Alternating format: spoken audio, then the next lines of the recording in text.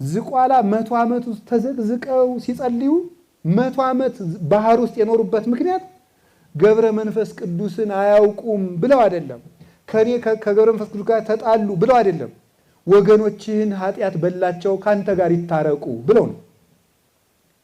ምንድን ነው ያደረጉት ታዲያ? ከዚህ በላይ መጽሐፍ ቅዱስ ምንድን ነው? ቅዱሳን አባቶቻችን እና አቡነ ገብረ መንፈስ ቅዱስ መጽሐፍ ቅዱስን የሰበኩ ብቻ ሳይሆን ራሳቸው መጽሐፍ ቅዱስ የሆኑ ናቸው።